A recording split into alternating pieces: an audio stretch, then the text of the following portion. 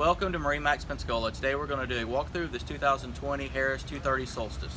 This particular boat is powered by a Mercury 200 Verado engine, digital throttle shift, stainless steel ski tow bar on the transom with a stainless steel boarding ladder.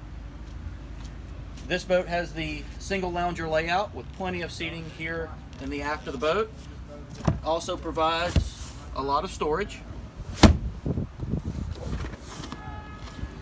This boat does have the JL audio speakers in the transom and also the two remotes to be able to control it.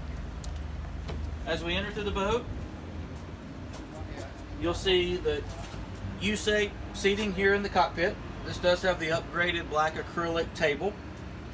Here at the helm, you've got the high back chair, flip up armrest, flip up bolster.